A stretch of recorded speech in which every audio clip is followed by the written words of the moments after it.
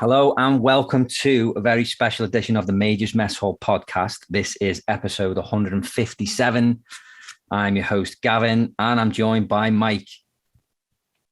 And Hi. He's just, there you go. For those people just listening and not watching, because we are recording this as a video episode, Mike is in the room with us.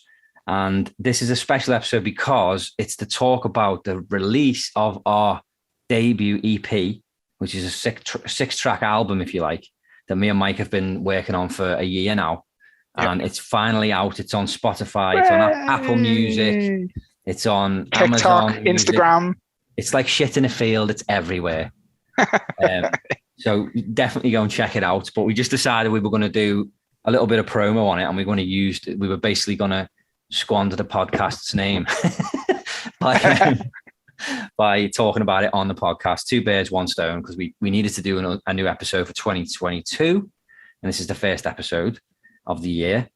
So we're not going to bother with talking about Christmas because I feel like the statute of limitations on that is gone now. Yeah. That's what the Christmas episode's for, isn't it? Well, we did that before Christmas. So this is the first, like, New Year, what we're up to, what happened at Christmas and all that shit. We won't talk New about Year, that now. new me. Yeah. So we're going to talk about, we're going to go track by track and discuss each track individually. We do potentially have Brad Fischetti, who's from the band LFO, 90s pop band, who is actually on one of the tracks with us, which we still can't believe we managed to get him on, but he's on one of our songs and he loves it. And he did say he would try his best to join tonight because it was a bit of a last minute thing. So it's my fault for planning it late. So he might be joining us at some point. He might not, but either way, we're going to press on. And if he jumps in, we're going to basically stop talking about whatever we're talking about. We're going to talk about the track that Brad is on. So we'll save that one for when he joins us. And if he doesn't, we'll talk about it last. Okay. But we will start with track one for now, which is a song that me and Mike co-wrote together. It's called Bet. He's trying to look. He wants to join now. Look, he's waiting to join. So we're going to bring Brad in now. Hold on. We're going to talk about Blind first. Yeah. Right. I'll prep it. Yeah.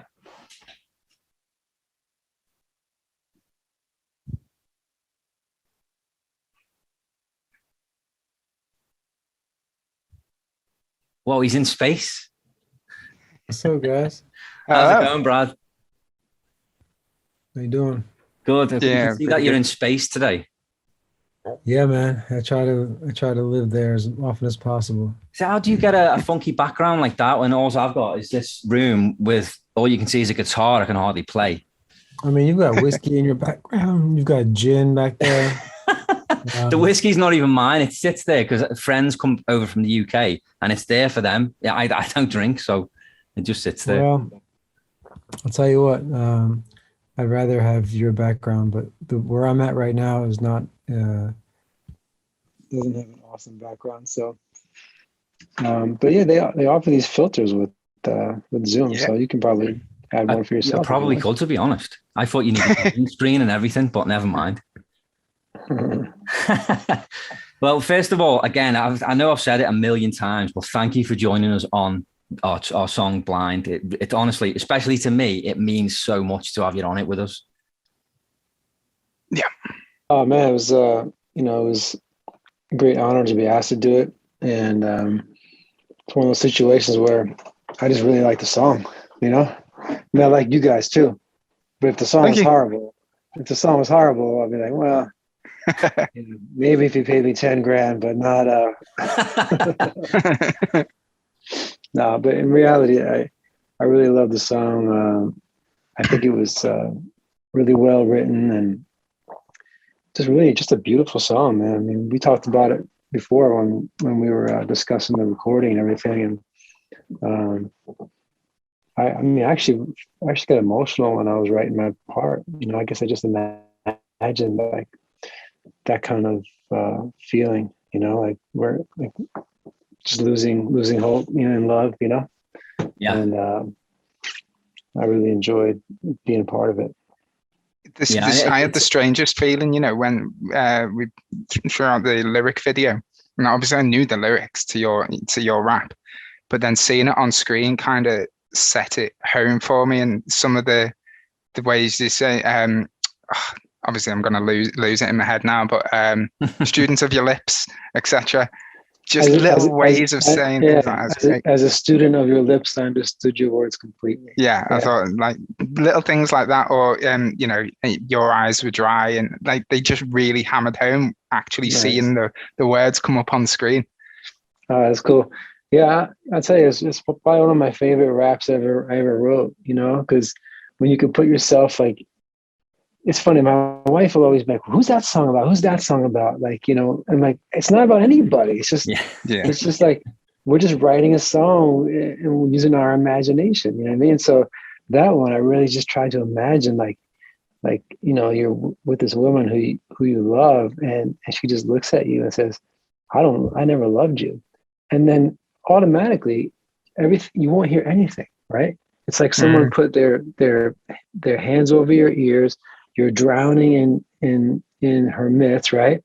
But you can still read her lips because you studied her lips. You know what I mean? Yeah. And yeah, I don't know. It's a powerful song, man. Well, I like it as well because you also stay true to the track, and it's very metaphorical lyrically, and you did the same in the rap, which again, it just makes it perfect. Like the rap fits in perfectly with the song. And at first, obviously, like, because you said that you were going to write it, because at first we were like, oh, we could write a rap, and then you were like, no, I'll write it, and we're like, okay, great. And we're thinking, well, what if it's no good? Like, what do we do then? But it's just perfect. How do you tell Brad it sucks? You know? Yeah, I was like, we wouldn't be able to. We'd have to use it anyway. But honestly, it's just amazing.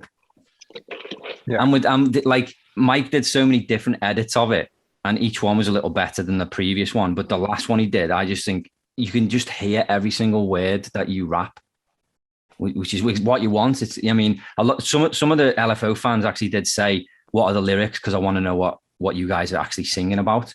And I said, well, we got a lyric video coming. So having that, it really does help because you can sing along with it. Oh, that's good. Yeah. And I think a powerful lyric video would be a good touch. And, it'd be fun if one day we could record an actual video for it. You know, just doesn't even have to include us. It can just be the two actors. You know what I mean? Yeah. Mm-hmm. We can just tell the story. It'd be a lot of fun. Yeah, man. I hope I hope a lot of people get a chance to hear it and check out some of the other songs on the EP. And hope you guys continue making music. Thanks, man. Yeah, so far it's been well received by the people that know about it. So I mean, that's a good thing. It's crazy that we haven't been making music longer. That's the criminal thing. Yeah. Is that we've known each other for 25 years. Yeah. No, maybe not 20 years, something like that.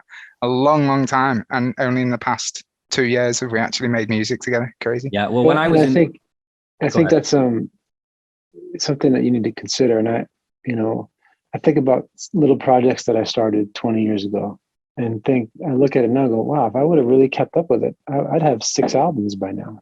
You know what I mean? And in some ways I regret not keeping up.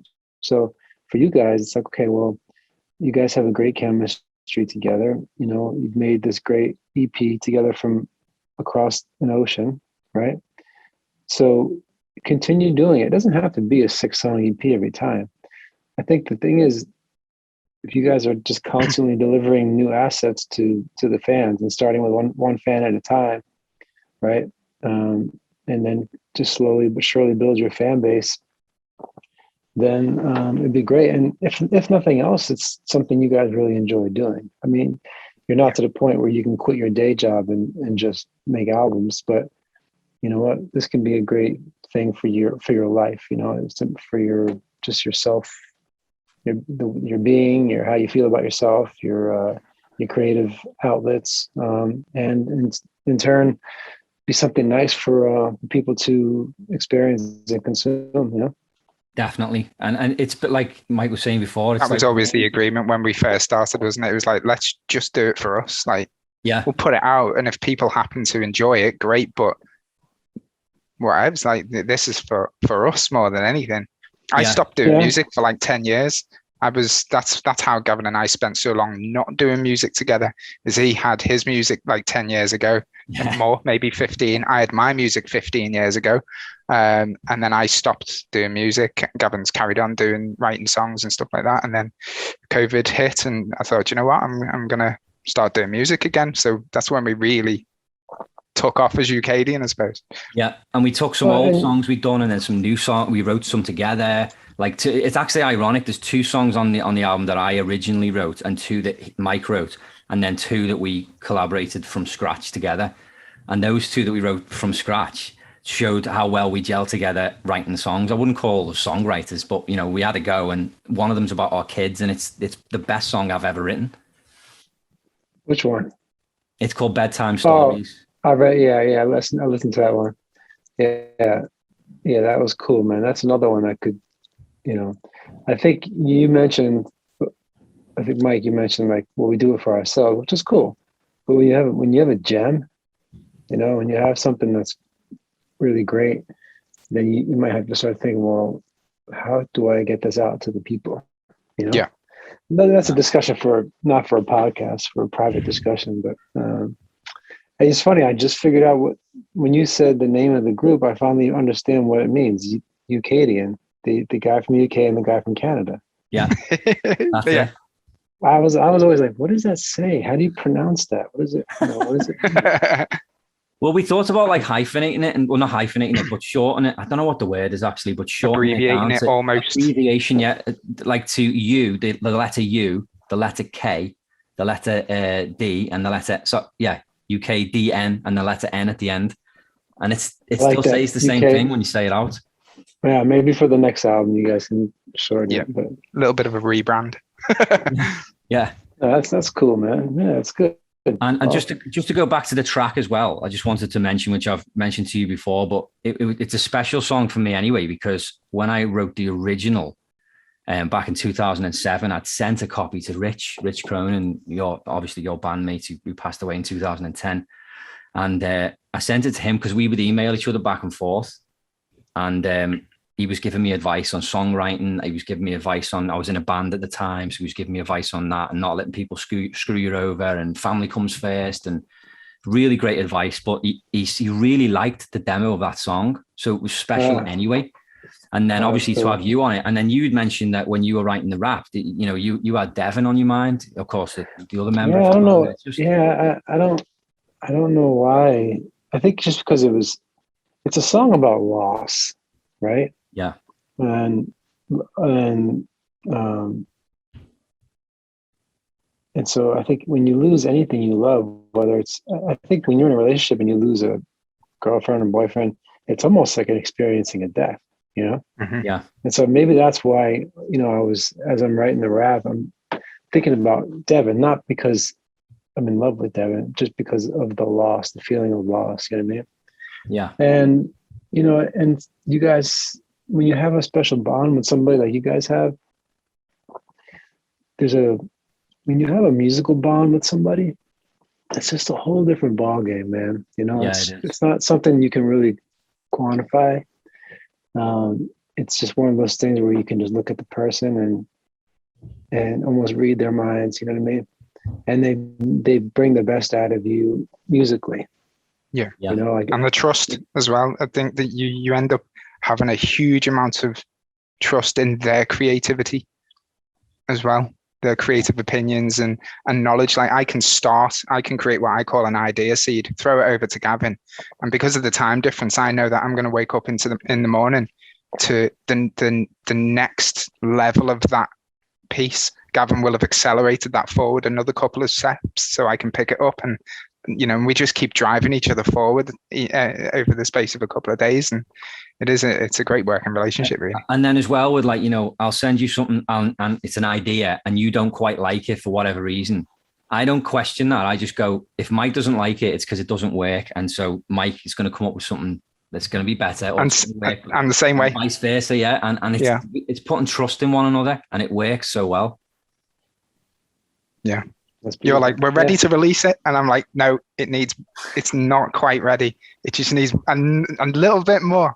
So I'll take it. I'll do a new mix. I'll take it out to the car and do the car test and all of that, headphones test, all different speakers, and it's like, no, let's put it out. It sounds amazing. No, just one more. Yeah, exactly. So anyway, Brad, we don't want to keep you, for too much longer. I just want to say thank you again for joining us on the track. It's just been so wonderful. I listen to it every day. Yeah. Yeah, it was great honor to be a part of it, and I hope more people get a chance to hear it, and that you guys get that lyric video done, and then maybe one day we can I don't know, we'll do a slight remix and then do a new video for it or something. That'll be good. But it's a beautiful song, and outside of podcast, we could talk about some things you might consider for the song, because it's really well done. And the other one too, about the bedtime stories. Yeah. Both of those songs are, potential. They have the potential to do some cool things. So, thank you. Yeah, we trust you. Your advice means so much to us, so we trust you. So, definitely, we'll definitely have to have a chat about it. Very good. All right, boys. Well, thanks for inviting me to be a part of the song. Thanks for inviting me to be on the podcast, and hope you guys have a awesome 2022. God bless you and your listeners and watchers. Peace. See you soon. Thanks, man. Take it easy, Brad. Bye. See ya. Bye. Awesome. He's such a nice fella, isn't he? Yes, yeah. It's just dead chilled. Yeah, I was just going to say, he's so chilled out. Even the background he had for our listeners that obviously just listening and can't see the video. He was like he was in space, and he was just sitting there, just relaxed, just chatting. And he's just, honestly, I can't. All he had to do, all we wanted him to do was the rap. And then he's like, no, I'll write it as well. And I'm like, oh, wow. So he writes it. Incredible. Yeah. Does an awesome job. Records it. Yeah. And then that's all he had to do. But he loves the song so much. And he's, like you said, he likes us as well, that he's helping on Instagram to try and push it out to some of his fans. Yeah. And, bits of advice and stuff. Yeah, the advice, like we'll have to chat again about, like, he's just doing it because he believes in us, and he likes us, and he loves the track, and that's just, as a fan. And I've been listening, if I'd have thought 20 years ago when I was listening to, instead of doing my work in school, I had a headphone in this ear and my arm like this, drawing pictures, but listening to LFO. If I'd have thought that one day we'll get to record a song with him, I would never have believed it. Yeah. So that's amazing. And me trying to, I think I'll have to see the release date of the album to work out my actual age, but I'm going to guess around about 13, but learning to do the fast rap. And to this day, as a 33-year-old man, I can still do the fast rap. Oh, on the what's it called? I'm drawing a blank. Is it Veronica West Side Story? West Side Story, that's it, yeah. That's the one, yeah. And yeah, I can still do it now. Just go, I'm shaking and making it, breaking and doing the tune and crooning and tuning and rocking and mic and smacking and mic is still going to be. That's all. See, I can't do it. I've tried and I can't do it. I think I've practiced it in my head that much over the years, when, those moments where it just something pops into your head, you're making tea, something like you're making food, and you're just like, I'm shaking and making it, breaking and breaking. So I think I can actually do it like double speed compared to the actual, because I've just got it locked now. Like, yeah, it's great. It's insane to have, somebody you spent your childhood listening to, have a conversation with them, let alone the advice and the recording on the song and actually featuring on one of you. It's just insane, isn't it? Yeah, it is. It's like, it's unbelievable. It's just humble. Yeah, it is. And I'm honestly, like, I was listening to it the other day, and I've got a couple of LFO posters in the corner over there. Yeah. And I was listening to the track. I have me wireless headphones in, and I started to get emotional, because I'm just like, I can't even get my head around this. This started out as an acoustic ballad with no intentions of having any form of rap or a pop beat or anything like that. It was just an acoustic guitar, and even that version was really nice. But then to see it in its final form with him on it is just, I can't get my head around it. Just amazing. Yeah. Speaking of that, so talking of the production, like, if we wanted to dip in a little bit of it, some of the things that I find, some of the really, really simple things are the things that make my ears ping, and that I find the most interesting. Like, just the whistling sound, like it's throughout most of the song, and it's literally just like this. Yes, yeah. Do you know what though? Just that. And you probably don't even know this. That's used on a lot of LFO songs. Is it? That effect, yeah.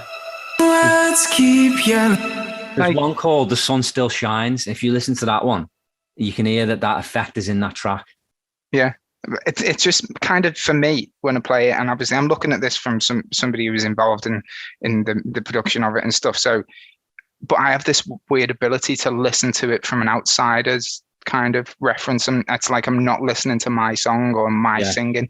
I'm listening to it from a referential point of view, and so to hear that little drone sound is just something, for some reason, that I always gravitate. It kind of makes me smile when I hear it. Like, I'm listening to it droning along, and I don't know, I can't explain it. Yeah. But this song is like, even with like taking it the LFO song "Girl on TV," it's the piano hook in this is not the same as the one in "Girl on TV." But it has a hook, a piano hook, just like that does as well. Yeah. So it kind of like, it moves into the LFO tracks. It's nice.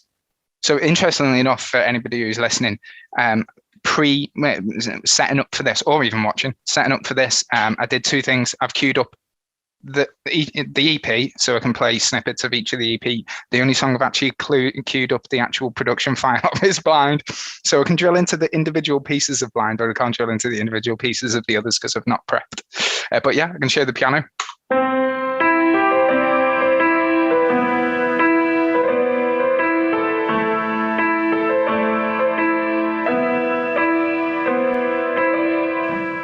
Yeah, it's lovely. Let's keep. It's great. We should do a remix one day, like you said. That would be fun if we did like a remix. I've because of turning what was it called, Never Ending, into a ballad, because obviously it was originally a dance song. You gave the advice to turn it into a ballad, which just elevated it so much. But then now that we've released it as a ballad, there's something I really want to make a dance mix of it. Of that one, yeah. You know what I mean? Just because it could have been. We've released it and it's great, and I absolutely love that song. But just as kind of might as well. Let's just do it. Look it out on Spotify. It's just an extra track, isn't it? Yeah. There's a little remix of it. Yeah, why not? Yeah. Okay, so do you want to move on to another track now? Yeah, so I had them queued up in order of album track, which order they went in on the EP, should I say. Yeah. So I had Better Together Forever. Yeah. So let's go. Shall I skip to maybe here? I'll play like 10 seconds. Yeah, go on. I wanna take you everywhere, baby. I want you to hold on to my heart. So this started out, we knew we absolutely wanted to do an a cappella, because both of us are just... People that don't know, an a cappella is music without instruments. Basically, although technically I did slip a piano in there. Just there is one in there. But Billy Joel does that with his he does it. I think he chucks a bass in there. Yeah. So we knew we wanted to do an a cappella. We both were quite obvious in that, obviously, because I think our biggest passion, or our biggest drive that got us into music was harmonies, and the likes of LFO and Backstreet Boys, and learning how to do the harmonies got us into music. So and then obviously boy bands from the 90s, all heavily on the acapellas and stuff like that. And just, so we knew we wanted to do one. And I started it, didn't I? I did the initial ooh, ah. Yeah. That's all it was. Just that. I was doing something stupid around the house, some housework, something. And it might have been in the kitchen cooking. And I'm ooh, it's quite nice, that. So voice note on my phone. I'll have to find it. I've definitely got a voice note on my phone of the initial ooh, ah, and then made the first initial loop of just that, and then sent it to you, didn't I? And that's it. The ball rolling. Then sparks with you, sparks with me, and we end up with it. So let's see if we can get to some chorus. And even as the time keeps moving by, baby, I still catch butterflies. And even as I look in your eyes, I get this feeling that I cannot explain. So I still get butterflies. I remember you sending me that the next morning, because I woke up the next morning, there's 5 voice notes off Gav or whatever I'm flicking through, like, still good, but... and I'm like, oh, that's a nice lyric. That one stuck out. Should we do we'll go to the name of the song. And we're better together forever. So that just started. We just had a da-da-da-da-da-da-da, but we had no lyrics, and I'm like, that's got to be the name of the song. I think it was you that sent that. Yeah, I'm pretty sure it was you that sent that. You just sent a voice note with the melody that you had in mind. Yeah. And then I think I had the better together, and it's one of those moments where it comes out your head and you go, that's it. That's yes. the name of it. Yeah. There. Yeah. All right. What else have we got? So a little bit of second verse. I love the way your smile lights up the sky, and how your heart fills the gaps in mine. I'm the luckiest man. I really like that lyric. How your heart fills the gaps in mine. Because I think the point is you never quite feel whole, and the idea of being in a relationship with the absolute person that you adore completely is that they fill those holes. That was the idea behind the lyric. Yeah, love it. The part that I really like. Yeah. I call it the Boys to Men part, and it's like, I think you know which bit I mean. It sounds like Boys to Men. I don't care whether that sounds conceited or not. I don't care. It sounds like Boys to Men. It's just ooze. Might be here. Yeah. Back a bit. Yeah, back a bit. I'll turn it up a little bit. There's one bit where our notes hit, and it's Boys to Men. Okay.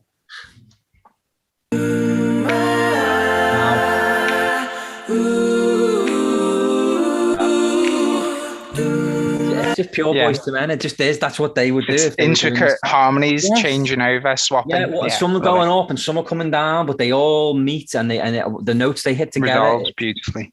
So good. Yeah, I mean, we're just bigging ourselves up here, really. Yeah, that's all this podcast is. Of course, that's the point. Saying how great we are. You've got me feeling like I'm 16 again. I'm wondering when this dream will end. It's been a roller coaster ride, and there's no one else that I would have standing by my side. So the last chorus is the one. Yeah, with the high note. Yeah, Gavin blew my mind with this. So I'd done the last chorus, sent it over to Gav, but it felt really quite lackluster. I mean, I'm sure it sounded fantastic, and we might have even been able to release it like that, but the way Gav polished it up. And I think the voice note I sent to you was, here's where I'm up to, do whatever you want, like, be creative, do anything, I don't care, throw stuff in, let's just see what happens. And then what Gavin did, so I did the better together forever. Yeah. And then you did the better together forever. It's just heart that is pure isn't easy to find. That's why I'm sure that we're better together forever. It's just that forever. It's so good. Yeah, I listened to that voice note quite a few times. Better together forever. Oh, that's why I'm sure that we're better together forever. Oh, yeah. Love it. I love it. I like it a lot. Should we move on to the next one? Which obviously the next one after that is Blind. So after that it would be, we've already done Blind. Losing Myself. This is the rock track of the album. Yep. So rock music, but it's got rock elements. Yeah. So this is one that I'd originally wrote. It's my favorite one, actually. For me, it's the lyrics. Like, it had to be quite, like you said. What's the word you used, Brad? Metaphorical. Metaphorical, that's the word. I didn't brain fart then. Yeah, it had to be. It's all dark. It's all dark. I'm in a black hole. I'm in a black. That's it. It's all dark because I'm in a black hole. Swallowed stars because that's what black holes do. It's quite a metaphorical lyric, but just great. Swallowed stars, and I can feel it all. I can't break free. I don't have what it. I quite like that sentence as well. I don't have what it takes in me, because it's quite a normal thing to. For me, with lyrics, when I really enjoy them, is when it's a phrase that can actually genuinely be used in a typical sentence. Yeah. And I don't know in the likes of Canada, USA and stuff like that, if it's a typical thing to say, but I think it is in the UK to say, I don't have what it takes in me to do that. Like, go and do this, I don't have what it takes. Like, I can't. Craig just says, I can't be asked. Yeah, which is the equivalent to, I don't have what it takes. Craig, will you run a mile down? I don't have what it takes. Yeah. Yeah. So. And also we got a really good compliment actually of somebody that he's been on the podcast before, Jeremy Taggart, who was the drummer of the Canadian rock band Our Lady Peace, and he said he gets Chester Bennington vibes when he listens to that track. Yeah, and that's amazing. I mean, I'd never. Huge love Chester Bennington. Love Linkin Park. My son's massively into Linkin Park just because of like me playing Chester Bennington songs around the house. One More Light. If your listeners haven't heard a song called One More Light by Chester Bennington, do that. Yeah. And thank me later. Yeah, amazing. I've recorded that as well. Have you? I think I recorded it after Dad died. Oh, nice. Pretty sure I did. Yeah, it's a lovely shot, that. Oh, incredible. All right, listen.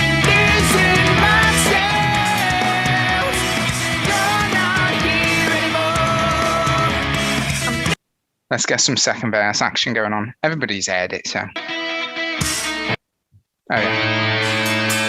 I look, but can't stay.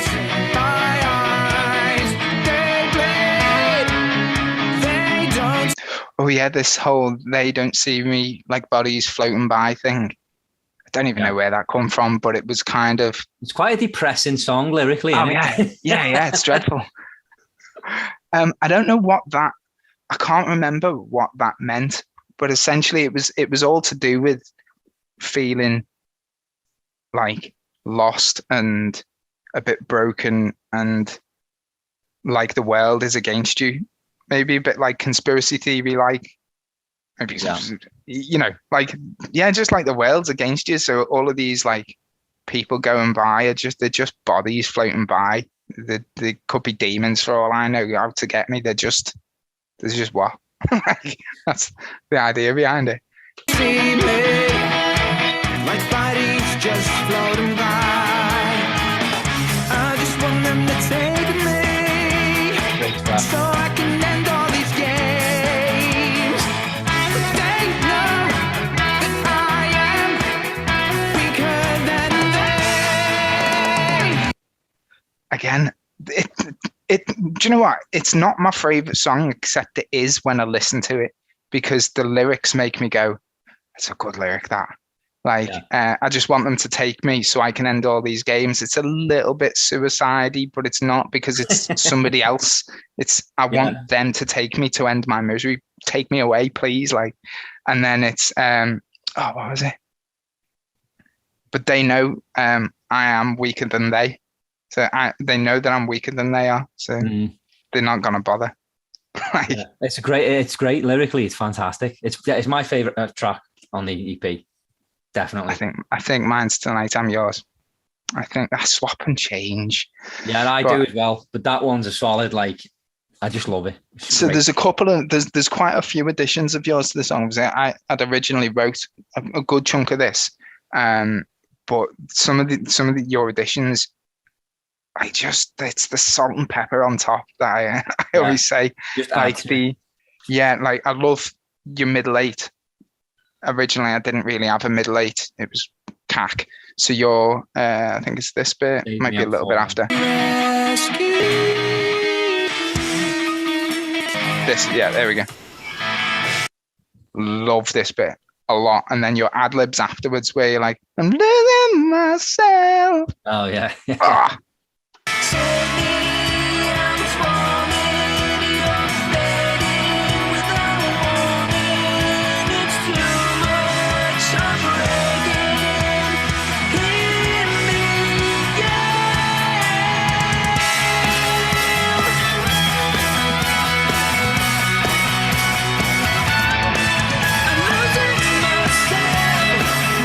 Yes, mate.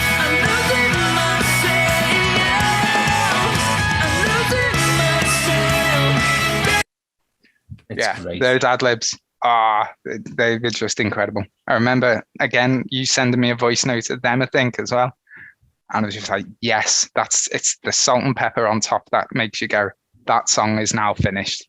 Yeah, move along. Yeah, that one we boxed that one off pretty quick after that, didn't we? It was done. Yeah, absolutely.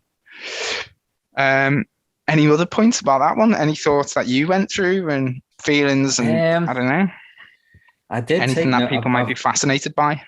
I've written notes down. I love the drums on that one, and that quite a few people have pointed out the drums and said they really like the drums. A friend of mine at work, Glenn McDonald, did do a few different bass tracks for us for that song, and we might do remixes with them in the future. But no, it's definitely worth giving them a shout out for that, actually, because they were really decent. I think we were just too far along in the mix process, really, to be able to. I'd have to have. There was a lot of decisions made up to that point. To then add them was difficult, to then not feel like you were changing the essence of where we'd got up to. Yeah. Do you know what I mean? Yeah, totally. You have to change stuff then as well. Yeah, it was absolutely not like they weren't usable, because some of the elements of it, I really tried to squash in, but then I'm like, it sounds too busy there, or not busy enough. And it was just, to be like 97% done on a song, to then root and branch change things it would be good to work with him again. Definitely. Oh, definitely. He's up for it as well. So we'll have to figure something out. But that's pretty much it for that song. It's just, like I say, it's my favorite. That's what I had. The top thing I wanted to mention was it's my favorite. Yeah, definitely. So do you want after that? Go on. Is Closer. Yes. So I was just going to say, we could change things up, answer some questions if you've got any. Did you manage to get any questions online? We did get a few. We can do them all at the end. No, we did get a few. Just have to give me a second to actually pull them up. That's all right. I'll play a little bit more song. Yeah, go on. That's all right. I've got Closer, so maybe not. I haven't muted it, soloed it even. Closer. I just want to hold you closer.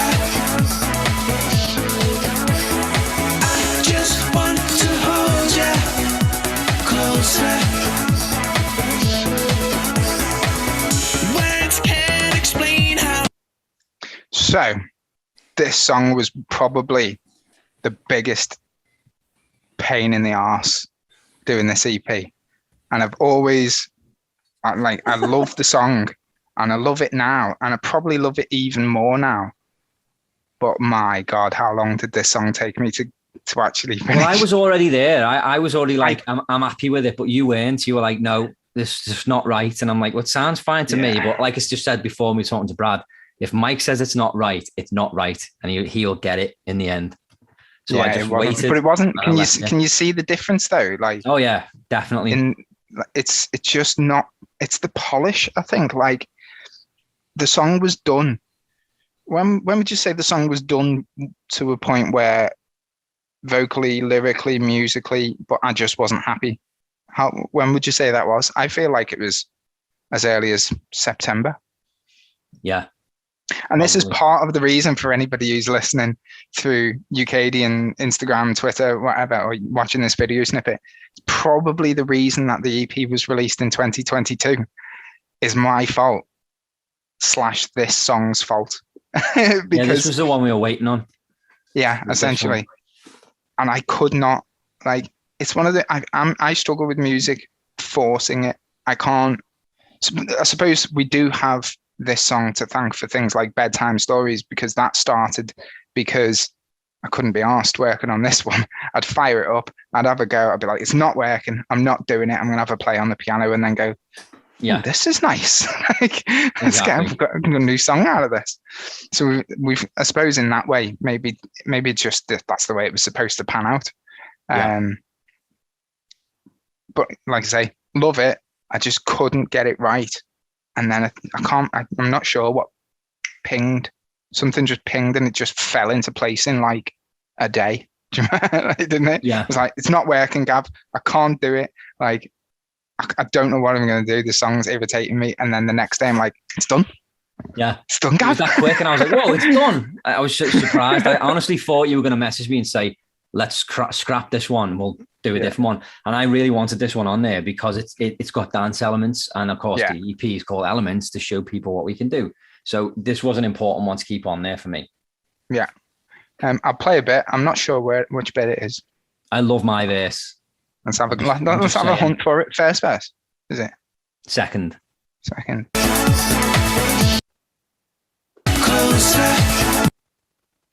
I reckon, is it? Oh, could be here. There we go. Yeah, it's about here. I should have had markers on it. There we go. You got my emotions running higher than I have ever known. I love the taste of your lips. I love the feel of your kiss. I love the fact I'm your man and nobody understands. I feel it when you're holding me. I know you feel it. Oh yeah. I love the end of your verse. Yeah.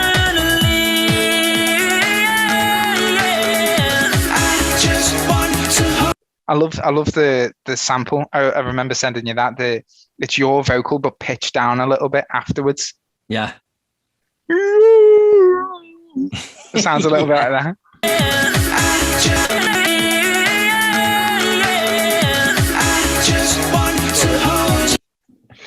Yeah, it's great. It's awesome. And I think, didn't we?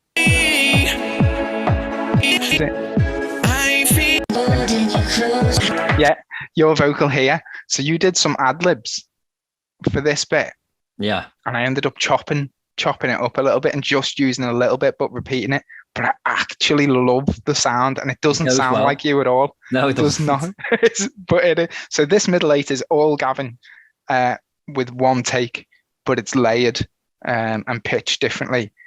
And that was just a happy accident. Just messing about with some of the effects, and I'm like, that's quite nice. That'll go nice on that middle bit, and that's how it turned out. So this is the reason I want to play it. Is this is one of my favorite bits of the whole song. It's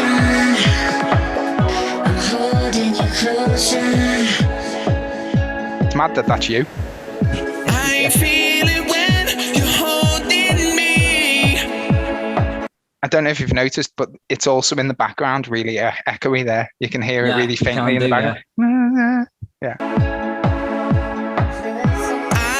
I love you eternally.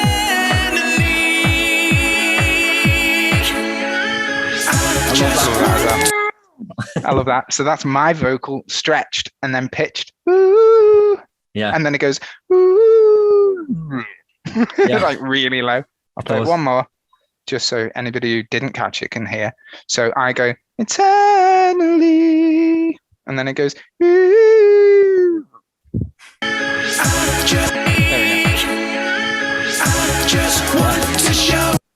Love that bit.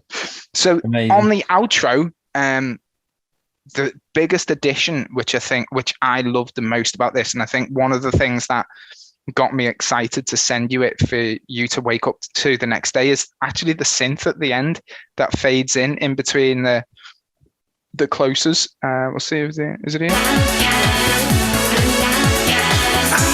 That bit. Yeah.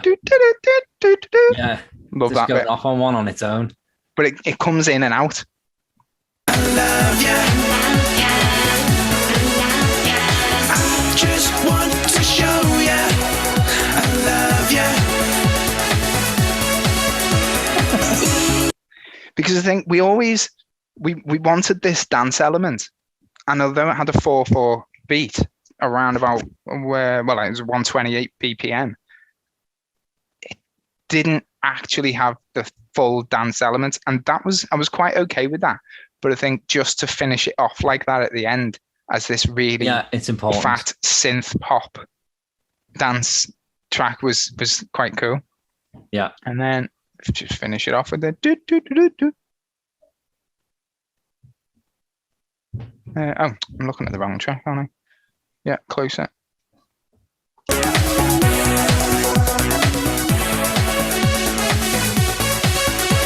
Closer. Yeah. All right.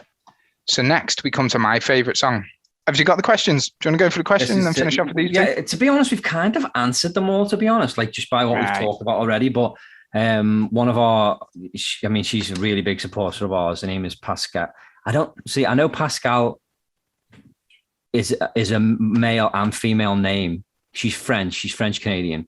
I work with a guy called Pascal, but I don't know if there's a different pronunciation for the female version of the name. But I don't think so. So just apologize for that in advance. Yeah, if it's Pascal, Pascali, I don't know. Either way, it's a lovely name. It's a lovely sounding name. She's asked a load of questions here. Like say, she asked us what it was like working with Brad. We've already answered that. Awesome. You wrote a song about fatherhood. Tell us about it. We're going to do that. And then this is a good one. In the context of a pandemic, it must have been difficult to record an album with the distance that separates you two in different countries with travel restrictions, health restrictions, and so forth. How did it go? It wasn't really an issue because we knew starting this that this is all we had. So yeah, I think that's what I was going to say. Interestingly, it probably helped because that's all anybody could do. Yeah. I actually like it better because we took our time. Whereas if you book studio time, you've only got 2 hours, you've only got 3 hours, even sometimes an hour. You've got to go in, you've got to get what you can done. You're under pressure because it might not always be. Yeah. And sometimes maybe it's not costing you money, but still, you're only in the studio for a set amount of time. You've got to get stuff done. And you'd end up messing about, going on your phones, and you don't get what you want. Whereas this, it's like, okay, I know I've got to do vocals for this. I'll do them tonight. If I don't do them tonight, I'll do them tomorrow. So you'd actually end up it's very relaxed. Yeah. And you can't, again, for me, I think you're pretty good at just doing it, knuckling down and doing it. But if I'm not mentally in the place for that specific song, I can't force it. I'll be bored. I'll literally be like, I'll load up the mic, I'll load up the song, I'll do a little bit of music, I'll do a little bit of vocals, and then I'll bin it. Literally go, nah, that's crap, that is. I'm not even saving that. So I've got to be in the mood.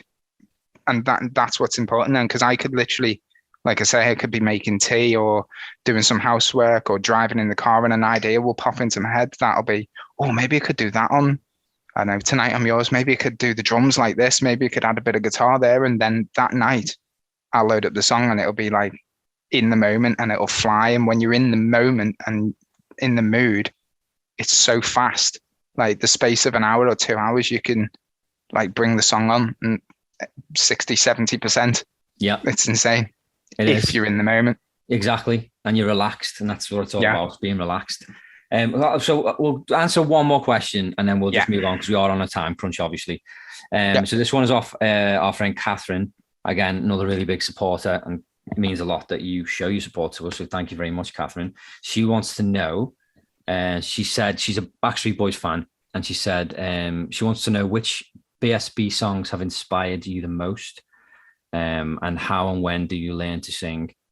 Or how and when did you learn to sing? Sorry. Okay, well, we'll answer this one quickly. I was 14 when I first realized I could sing.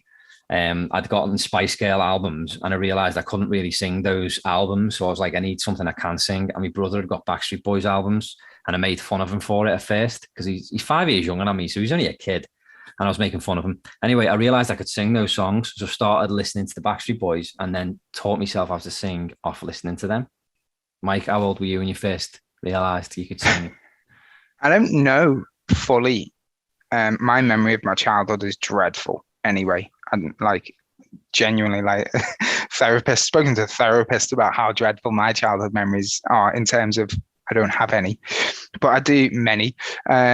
I remember being probably around about 10 years old, making music on Music 2000, which was a PlayStation game. Dreadful when you think about what you're capable of nowadays. But yeah, dropping little blocks of drums in and then laying it with little loops of piano and stuff like that. And then I would use, my dad was an electronics engineer and used to fix music equipment for pub bands and things like that. So occasionally I'd have gear in to mess with mixers and stuff like that. So I was always around music, and therefore started doing the music production. I loved singing to Michael Jackson, Backstreet Boys, and all of that kind of stuff. So it was kind of just a musical interest that developed into singing very, very badly for many years until you go, I'm actually not that bad. That's literally, it was just I didn't go, I'm an amazing singer. I genuinely think it probably did develop, but just out of pure love for doing it rather than I don't know. In terms of Backstreet Boys, probably quite a long answer that for me. In terms of the Backstreet Boys thing, my immediate thought went to, it's not even originally a Backstreet Boys song, but Lift Me Up. Always makes me feel happy. That was never actually released, but it was written by Darren Hayes of Savage Garden. It was. Always makes me feel a bit happy. It's the one. There's too many, man, and I can't answer that. Yeah, no, it's hard. I was just gonna say it's too difficult to answer, but their influence is all over this EP. Yeah, it's just all over it. And Darren Hayes as well, and other artists as well. People that we've grew up listening to, and have been a big inspiration to us. We've put it into this EP and the other songs we've done as well. So it's just heavily inspired. I have always wanted to do a cover of Lift Me Up though, and I keep trying to reproduce the backing track, and I'm never happy with it. Well, one day we'll do it. One day we'll do it because the Backstreet Boys fans will really like it, and so will we. So why not? Yeah. Okay, so moving on, we'll have to get through these next two quite quickly because we are coming to the hour mark. Yeah. So this one was a song that I wrote in about 2008, 2009. Tonight I'm Yours, and it started out as this long ballad, and it was really good. To be fair, a friend of mine had, I told him what I wanted for the piano, and he did it for me, and it was great. Wrote the song myself. Obviously, it's since changed. All the songs are both ours now. We've changed them anyway, but initially, I'd just written it on my own, without any help from anyone. And then when I showed it to you, you were like, "There's elements of this I really, really like, but there's bits that are unnecessary because you wrote it to a piece of music that you didn't have any say over." Yeah, it was just I had to write to what I had. So I was thinking to myself, how is he going to chop this up? And he did it, and it's perfect the way it is now. He's cut bits out of it. And if anyone wants to hear the original demo, I'll send you it because the lyrics have all flipped as well, because it made no sense. That's the thing. The song didn't make any sense. Change them, yeah. So I reworked it, and so now to listen to it, it's a story and it makes sense. Before that, I was like, what the hell is he singing about? He's contradicted himself there. But now it's and I love this song. And this song, I hit the highest note I've ever hit. And it was an ad-lib. Yeah, it's in that middle, in the middle 8 bit at the end. Whoa, oh. It's just an ad-lib. And I was like, I did it. And I didn't even think you put it in because I thought he's going to hear that and go, nah, it's too high. It's unnecessary. And you put it in. Is it at the very end? Yes. And it's like that middle 8 bit. And it's very Bon Jovi / Axl Rose-esque high notes. It's right up there. Yeah. And I love it. It's great. Right, I'm trying to pick somewhere where to play it from, and I am guessing. I'm looking at the waveform and guessing. That looks like a bit of vocals is there. Yeah, but I'll jump through it. Not like that, I won't, because I haven't muted. Yeah, there's all kinds going on there. I haven't soloed it. I'm lost and found. Yeah, it's just. I'm genuinely, when I'm talking about this, I want to try and get across that I'm not blowing my own trumpet. I'm not looking at this going, I'm amazing me. It's completely disconnected from what I'm hearing to me personally. As a listener, yeah. Yeah. I love the intro. It immediately makes me go, huh? Yeah. And then my first verse, just the sound of the voice with that, it's just really emotional. Lost and found. My feet don't touch the ground. Don't. And there's quite a lot of reverb on there as well, so it's quite spacey. It seems really, really close in your ear because there's hardly any music, but then it's loads of echo, so it's really spacey. We'll skip forward to here. Now let's get a bit of your vocals going. Oh yeah, your bridge. Yeah. You've watched me as Love it. It builds up then. Yeah, you can hear it. I actually love the drums on this song as well. Yeah, Drums are one of my favourite things on this. And praying you will say, take me where you are, forever's almost over, hold me in your arms, now it's time to show you tonight I'm yours, tonight I'm yours, tonight I'm yours, tonight I'm yours. All right. Should we get to your high note? Yeah. Since we're running out of time. Play the high notes. On another small fact is this song is the longest on the EP at 4 minutes and 15 seconds thereabouts. And that's it edited. That's a cut down. That's a cut down version. That's another reason why Mike was like, needs to be cut down. It's too long. Yeah, massive. So I think your high note is, well, I'll just play the outro, the last chorus. I think it's somewhere about here.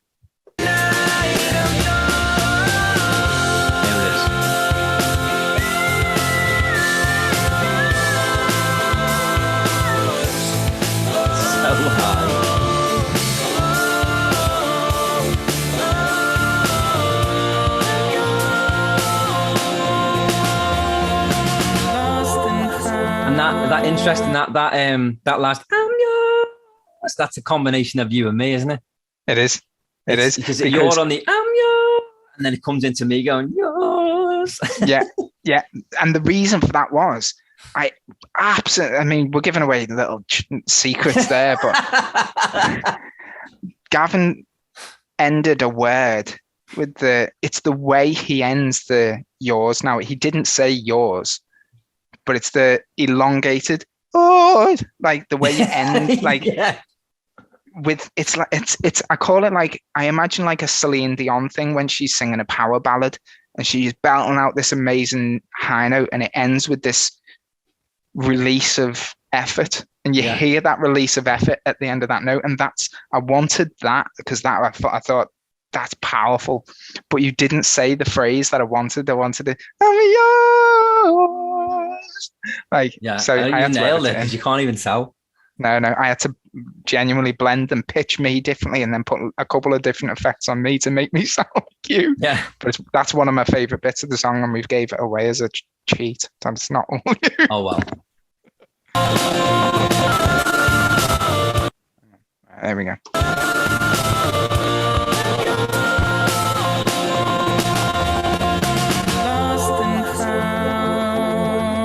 The yours. That's, love it. So yeah, I don't know. It's just one of my favorite songs. It just is. I can't help it. I don't know why. There's so many things about it that I love. Love the drums, love the lyrics, love the melody, love the chorus, love the ending. It's just great. It's just a great song. Okay, so the last one is Bedtime Stories. And this one was, for me anyway, the most difficult song I've ever written, but also the best. Yeah. And it was difficult because it's about our kids. And it really idea that you came up with, and I was like, oh, this is going to be too tough to do because the words have got to really matter. Yeah. And what's interesting about this one is the parts we don't sing together on it. There's a couple of little harmonies in there, but really it's separate, which I really like.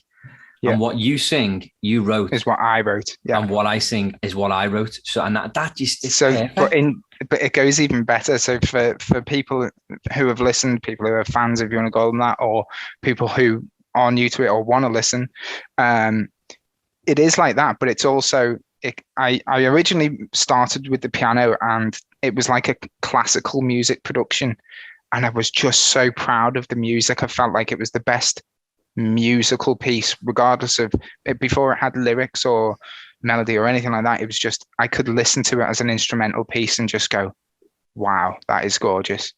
And then I had the idea of, do you know what? I haven't got a song about my kids, and said to Gavin, let's do it. It's about our kids. So that idea spun. And then the way the lyrics started was, I wrote the first verse, but I was stuck. Sent it to you. You wrote this second part of the first verse. Yeah. I'm stuck. And then I wrote the next, and then the next, and then the next. So it goes you, me, you, me, you, me, because we swapped on the last chord. On the last one we did swap, yeah. Because we did debate whether to keep that method of me then you, me then you, me then pattern. You, that pattern. But and then we agreed, like, no, like we should the rest of the song we're singing our own parts, and because there's personal reasons for that. And I suppose we could finish off on, because it's our favorite, might not be the listener's favorite, but shoot through each of the verses and show, like, explain the lyric, I suppose. Yeah. You up for that? Yeah, we could do, yeah. All right. I couldn't wait to hold your hand, couldn't wait to see you smile. Can't believe your tiny hands and feet, I'll watch you sleep a while. So from my point of view, for that first part of the verse, was my son was born 9 weeks premature, which is silly premature. I think there was something like a 20% chance of survival or something stupid. And he's perfectly fine, perfectly healthy, 11 years on. But that moment of first seeing... He was born... Sorry, say that again. 9 weeks? 9 weeks. So he was born at 31 weeks. Wow. Yeah. That's he was crazy, isn't it? This big. His first feed was 1/2 ml from a syringe. 1/2 milliliter. Jeez. And wow. he didn't have a bum, which sounds weird. Yeah. But there was no kind of muscle mass, there was no fat mass. It was just, you could see his skeleton, his bone, legs. Wow. It was horrific time, but that love of that moment of, I can't believe, like, your feet are like this big. I can only imagine. Literally. Yeah. I can't believe your tiny hands and feet. I'm going to just sit and watch you sleep for a while. So, yeah, amazing. Only now my life begins, holding you against my chest, skin to skin with all the love I knew right there, that I was blessed with your love. You were sent from up above. I don't deserve you. So with that, it's the whole, skin to skin. They say the dad should do that, and it's important. I did that with both of mine. And I remember that was obviously when you initially hold them, that's when you just can't believe what you're holding is your child. But to do the skin to skin, you really do feel a connection. Yeah. So I had a hoodie on, but I took my top off underneath and I just hold them like that, sitting in the chair. And it was just, you just realize like what it is you're holding, and you don't feel like you deserve what you're holding. You just don't. Like, you just like, how the hell have I got you? Yeah, how am I this little thing's dad? Like, how? I don't deserve this. Yeah. So you're questioning yourself. Yeah, absolutely. Oh, it's just get me smiling, man. But I'll give to you every piece of me. I'll pick you up when you can find your feet, and you'll never need as long as I am here. I'll fight your demons and chase your fears away. So I think that's quite obvious. Yeah, it is. It's self-explanatory. It's self-explanatory. Yeah. I mean, as a dad, that's how you feel. You want to chase their demons away, etc. So,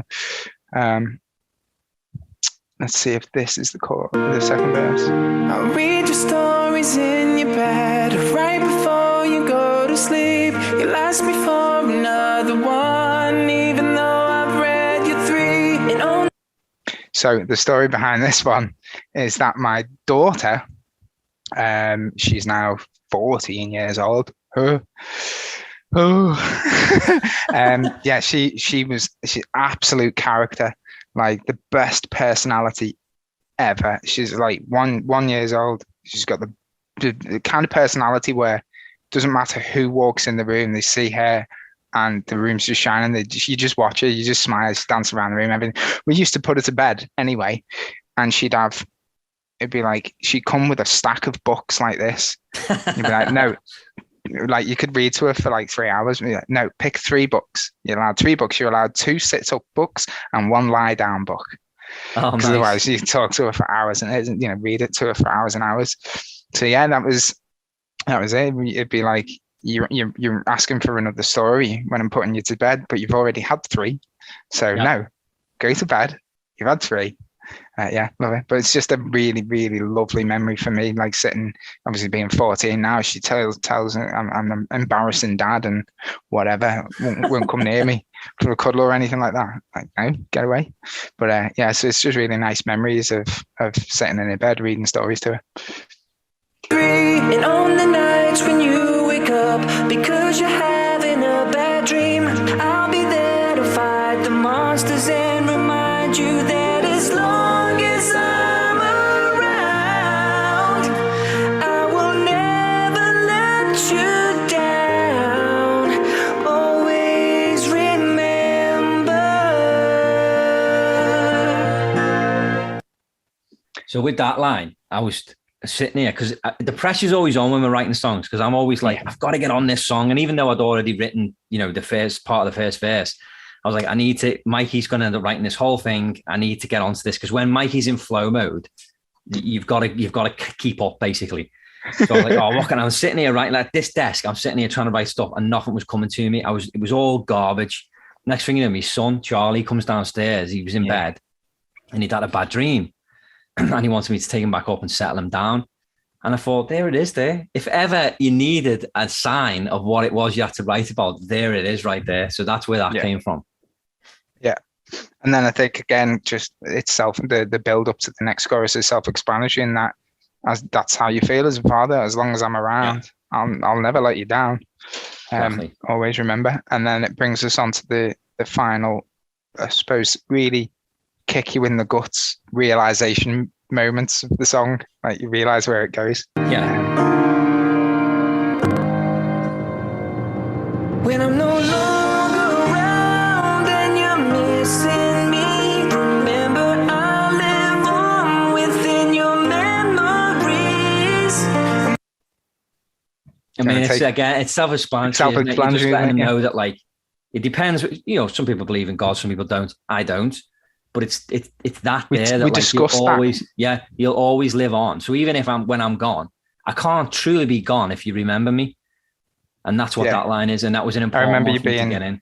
It was, I remember us having a few conversations about that. And when we were struggling to finish the song, trying to come up with the final piece of the puzzle kind of thing. And you were like, I really want to get something in about that because I feel quite passionately about that. I might not be a believer, I might not follow any religions, but I still appreciate that and I still believe that. So I really want to get something like that in. And you did, man. You did it. And then you bring it back home in this next bit now. You bring it right purely back accidental. Yeah. It's one of those happy accidents where your brain just goes and you go, yeah. And then you sing it in and then it's like fireworks are going off in your head. Oh my God, I can't believe we've done that.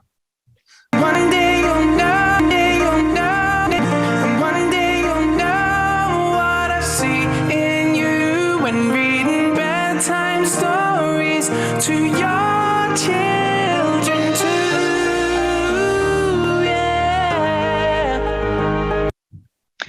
Yeah, so again, this kind of touches on my daughter in the sense, going back to that verse where it's a massively fond memory of reading bedtime stories to her. And she's out of that now and she's much older. She's practically coming into adulthood. So it's that moment like that she's not really that far away. She's probably 10 years away from having that same realization as me, that one day you'll know what I loved about you. And obviously it's to both of my kids, but the driving home the point was quite poignant because of the bedtime stories thing. And it's like, yeah, it's just as a parent, it's the little nod to your kids where you go, you'll realize one day.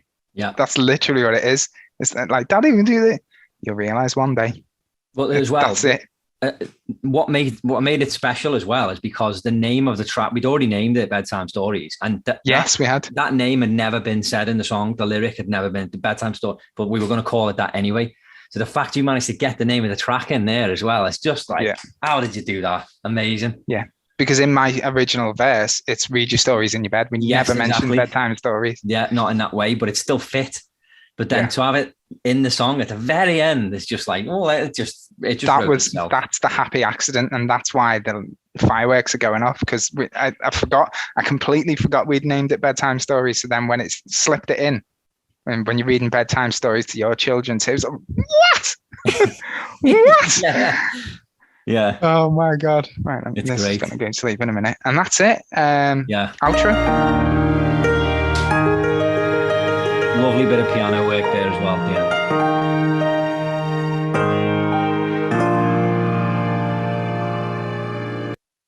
Yeah. So I'd originally, to finalize it, thought this song was done. Gavin was adamant it wasn't. We need more. We need a better intro. Like I'd written this piano middle piece, and I was like, that's the middle piece. It's done.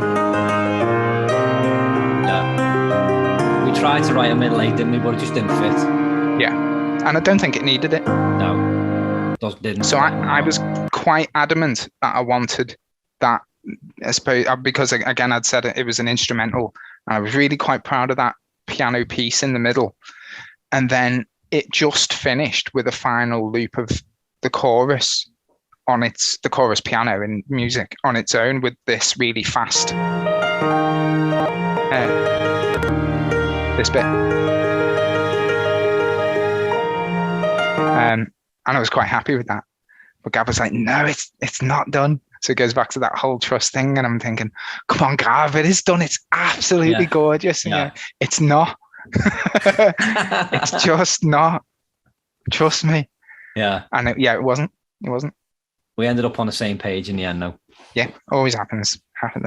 Okay, so just to wrap it up very quickly, if anyone wants to listen to the full EP, it's Ukdian is the name of the band, and you can find us on Spotify, Apple Music. We're everywhere, on YouTube Music, Amazon Prime. I was going to say Amazon Music. You find us everywhere.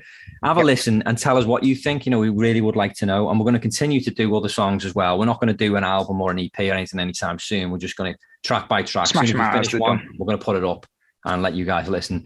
But I just want to say thank you to everyone that supported us with this, from the start, especially Kimmy. We got to give Kimmy a shout out. Kimmy designed.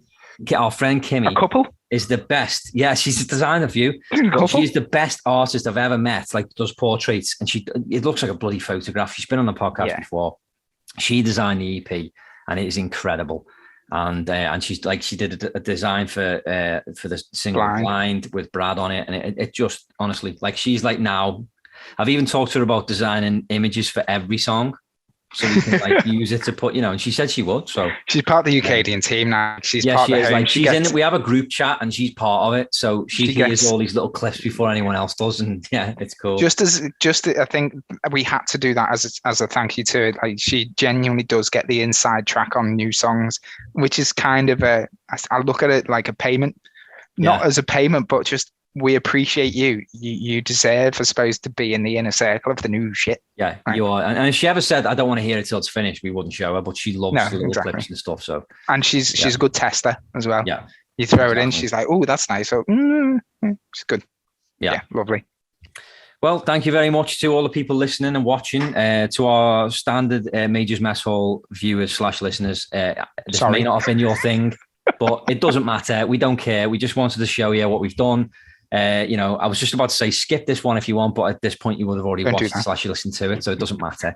But yeah, thank you for bearing with us. If it's not your thing, we do appreciate it, and we will be back next time with a potential guest. Not sure yet, but we will be back with the same drivel when we normally put out. So stay tuned for episode 158. I think is the next one after this.